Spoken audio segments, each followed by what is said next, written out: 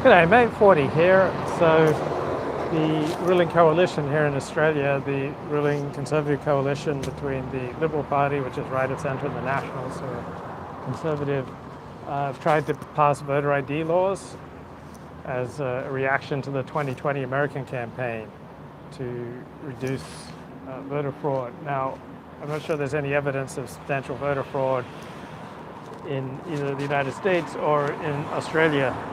But the opposition to voter ID laws says, no, we can't have voter ID laws here in Australia because that would discourage Aborigines from voting.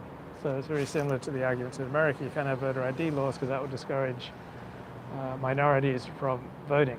And so the Conservative response, whoa, you mean that black people aren't responsible enough to get a driver's license or to get some kind of photo ID? And the Liberal response is, what you're doing is just slightly adding to the cost of voting, just making it a little bit more difficult.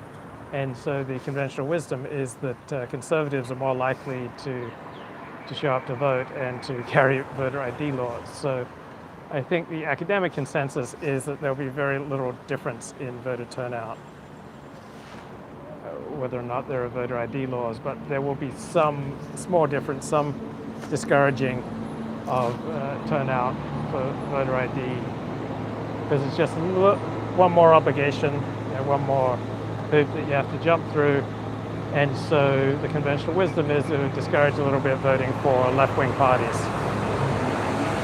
But the ruling coalition here in Australia was unable to pass voter ID laws. So I just thought it was interesting they encountered the same kind of opposition, though in Australia it's mainly framed in terms of Aborigines. Now, Conservatives would say, well, if someone is incapable of having voter ID or having some kind of photo ID or a driver's license, then they should not be voting. And then the left-wing answer is every citizen should be voting, and so we should be making voting as easy as possible. The Conservative response is that we should make voting as difficult as possible. So the more difficult you make voting, then the more likely you are to have Conservatives showing up and voting. So I don't think there's any evidence of significant voter fraud in Australia or in the United States, but just making voting a little bit more difficult, the conventional wisdom is that this will be better for parties that are right of centre. So the ruling coalition here in Australia has been unable to get anything passed. So right now it looks like they're headed for defeat in the polls.